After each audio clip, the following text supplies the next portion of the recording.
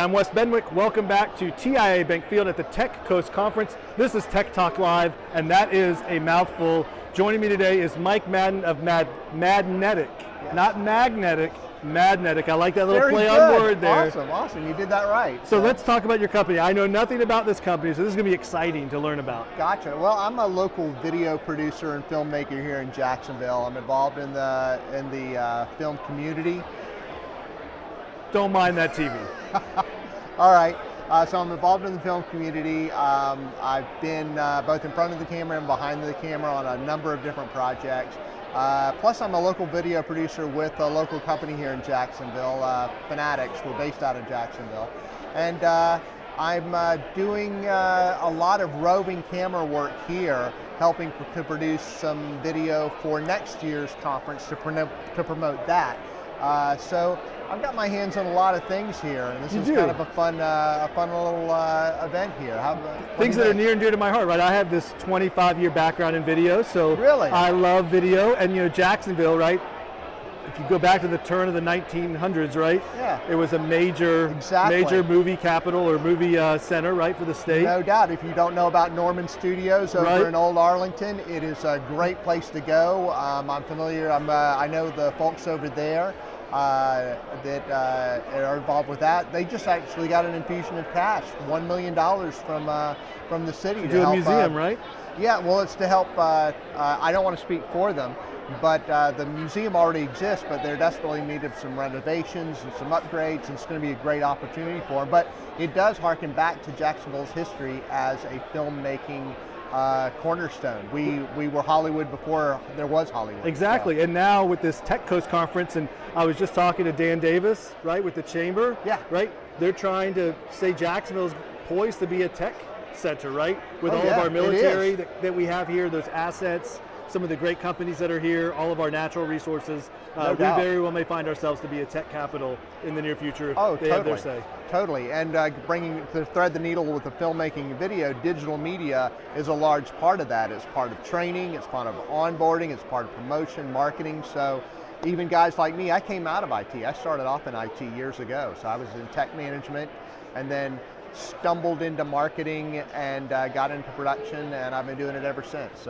So what about the company? What's behind the name Madnetic?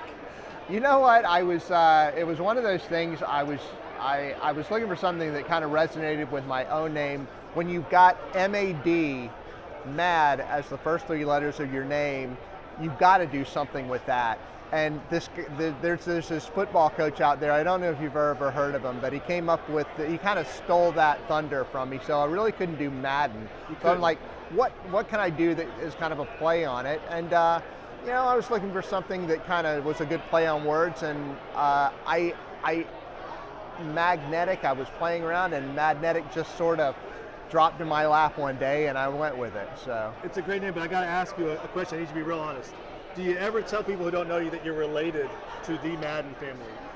That's a great question, and it happens all the time. If people ask me, they'll usually say, "Are you related to John Madden?" And I'm like, "Nah, we're not sending." They say all Maddens are related, but we're not sending Christmas cards yet. That's the key. Exactly. So we'll see how things develop. So, what about you? You said you've been in this 25 years. Are you based out of Jacksonville? I am. I actually got my start in video, right? Yeah. Not far from here, just at the Channel 7 studios. That's where I recognize you. Were you in front of the camera? No, I have never been in front of the camera until more recently. How about that? I've always been a behind-the-scenes kind of guy. Wow. What's got you out of in front of the camera this time? You know, just kind of opportunity happened, right? And in the last few years, I found myself on this side because we have really great people behind the camera now. Sure. That was always the reason I was probably behind, was I always wanted to look good, right? So I was always that guy, right? That kid or student or whatever that was doing it behind because no one else did. Sure. It was easy to find talent. No doubt. But it turns out good talent is hard to find. You know that? That is very true. I had a kind of a similar evolution. I've been in production behind the camera. I've only just started getting in front of the camera about the last couple of years. And it's been, do you find that, this is what I found, is that it's kind of fun to get in front of the camera when you've been behind it because you kind of already know what to do in front of the camera, or at least sort of, but you also can kind of relax because you can watch everybody else do all the crazy stuff you normally do. When things go wrong, right? Yes. You just keep it going. Yeah, exactly. Like when the TV blanks out. I don't have to worry about that anymore. No doubt, no doubt. What's your impression so far of the conference? What kind of roving camera stuff have you been shooting? Oh man, we've been getting some great B-roll of the vendors, the speakers. PRI Productions, if you're not familiar with them, is working the stage, getting all the stuff on stage. There's a few other folks that we're working with who are grabbing some photo and some video as well. I think you guys are capturing some video that we're going to try to incorporate into some of this as well. The event itself has been great. This is my first year. James and I have been friends for a long while, but he's really taken a leadership role this year. It's kind of next leveling it.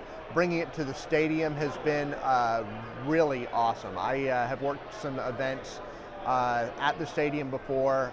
It's a great venue. If you've not, to anybody out there, if you've not been to an event at the stadium, man, they kind of next level it. It's a different experience. It is a great venue with great sights to see, sure, both inside and out, right? And I was just talking to Jim Walker of Cloudhesive, one of the platinum sponsors. It kind of looked like a game day when you pulled up. I thought maybe people were tailgating. Maybe they were before I got here. Yep, no doubt, no doubt. So, well, I've got to be getting back to doing some other stuff, but it's been great chatting with you.